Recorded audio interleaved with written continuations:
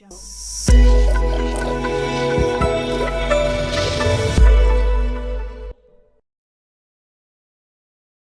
everyone, Gazrax here and welcome to another Q&A video. Let's get started with your questions. Kevin Amasher asks, how do you compose and memorize all your licks and many melodies in an instrumental song? Alright, that's a very interesting question. Well, composing wise, my licks and melodies come second after I have finished with all the rhythm parts, you know, the riffs and chord progressions that I have in my songs. And I try to create licks and melodies that, you know, belong to that song first of all. I try to have a nice flow and not just overdo it with many, you know, super fast licks. Of course, I love those, I do those as well, but I try to have some flow in there, you know, and not just be a total just shred fast, you know, and showing off. So I try to create, let's say, a story in the song. I try to take the vocals part, let's say, with the guitar, and that's how I think about it when I compose. Now, the memorization, when I first come up with my ideas, the first thing that I do when I find something that I really like is to take my phone and record videos talking to my future self and explaining exactly what frets I'm hitting, just in case I don't exactly remember the lick then, because maybe I will compose something today and I will see it, I don't know, maybe in a couple of months from now, and if I don't touch that lick again, maybe I have completely forgotten about it. So I see it like, as you know, I record that video like recording some tips for my students, for example, and this way I can always remember my licks. And when it comes to memorization and, you know, playing maybe the whole thing, you know, the whole song start to end, I try first to play without the backing track. First of all, I will play all the melodies, licks, whatever part of the song I have to play separately. Make sure that, you know, I know everything, I remember everything, you know, I'm confident that I can actually now play the whole thing, and then it's backing track on, and I play the whole thing start to end. Elias Karab asks, how did you feel when Jason Becker congratulated you for the Altitudes cover? Actually, that was a very surreal moment. I cannot exactly describe the feeling. It's something that I will remember forever. I still remember that I was in the bus that morning, and I was traveling to Athens. And I remember it was a very early morning trip, and so I just slept a little bit in the bus, and then I woke up and you know, just wanted to check what's happening online, and I see so many comments and likes, and I'm like, what the hell, what happened, you know? And I see that Jason Becker answered to, you know, commented on my video, and that he shared it, and it was I swear I was refreshing with my cell phone to make sure that, you know, it's not a dream and it's real, and you know, that it really happened. And I'm like, you know what, now I'm going to refresh it and it's not gonna be there, and I think I'm imagining things, but yeah, it was there. Yeah, so I don't know, I don't know how else to describe it, you know. It's one of the best moments that you know, has happened to my guitar life. So Elias Ephemeral asks, tremolo exercise for stamina and efficiency. Well, apart from actual parts, tremolo picking parts, you know, pick some of your favorite bands that do that, and try the traditional way, start slow and build it up. I would recommend you to face tremolo picking as fast alternate picking, and not just, you know, picking as many picks, you know, pick as many notes as possible and as fast as possible. So I think that accuracy has to do a lot with it, and if you focus on picking correctly and use your alternate picking rather than, you know, just randomly go and pick with everything you've got, it's going to give you way better results. Coca Flays asks, how many guitars have you grabbed right now? And, I think it's about 9 or 10 at the moment, but I think I play with probably 5 or 6 from them. So yeah. Nakmaru asks, do you have any pre-show rituals aside from practice that you and your bands do?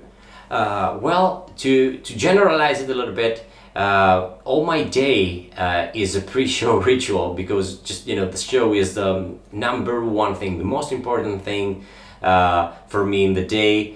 So everything that I do is just about the show.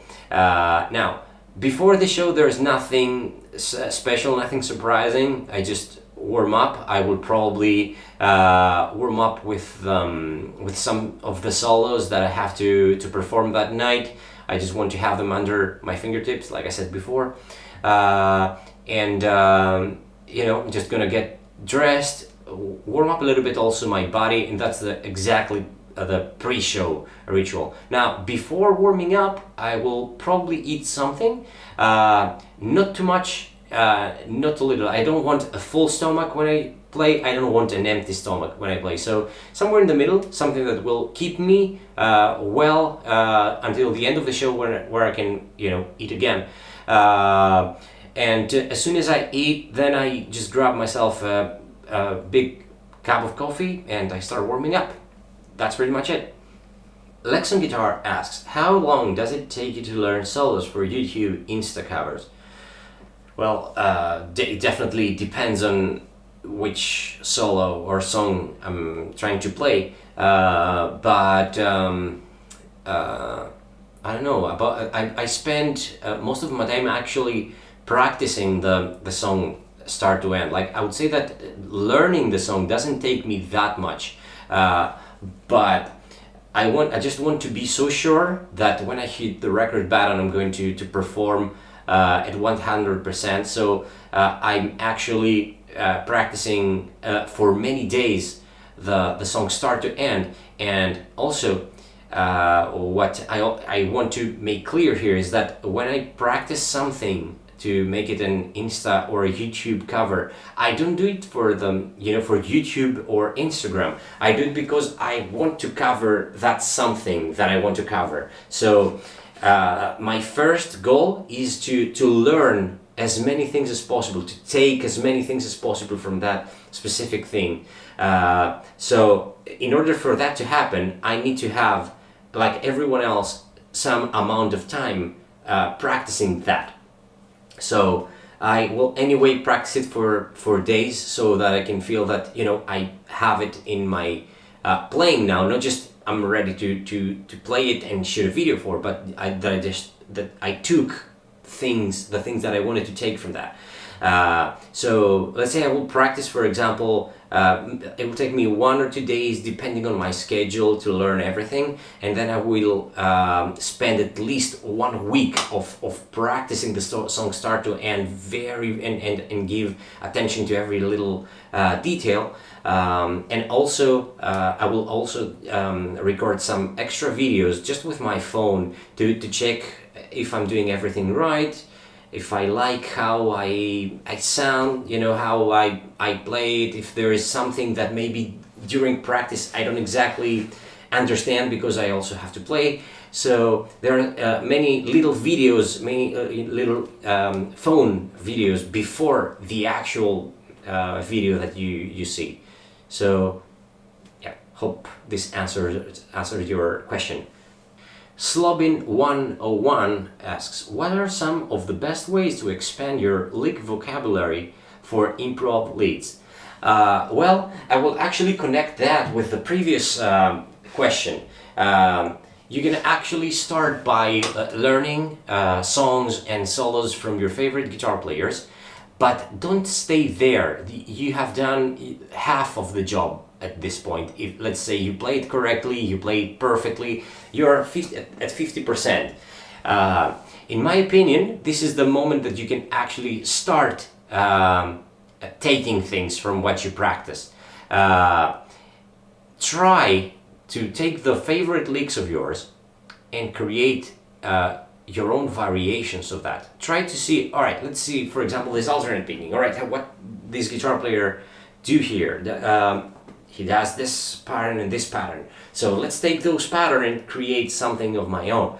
And from this, you have a lick that has this, uses this pattern, but it's your own now, or another phrase. All right, let's try to do this in a different way. Find 4 or 5 of those, and practice them, of course, to a metronome. Make sure you have them under your fingertips once again, and then what I really suggest is to go and find drone backing tracks. You can find those on YouTube. They're perfect for that. And start by practicing the lick or exercise, whatever that is, with that backing track. And it's going to give you a nice idea of how that sounds. Then try with an even, let's say, more complex, let's say, backing track, maybe that uses a chord progression, and try to play first that actual lick or these licks. After that, try to play one melody or something before that lick, and then something else. And then, final stage, try to play some licks before that lick that you wanted to play, and a few more licks. And final stage, just make it your own. Try not to think about it and incorporate it in your playing. That's one of my favorite ways to do it, anyway. Lester Mitchell 4 asks, do you practice every day with a metronome? Yes, absolutely yes. Alright everyone, that was it for today. Thank you for watching this video, and thank you to each and every one of you guys and girls for sending me your questions. If you want your question answered in one of these videos, you can write it down in the comment section below, or you can follow me on Instagram, because I always ask for your questions there before I shoot those videos. Alright? Like, comment, subscribe, and click the notification button, and I'll see you all next time.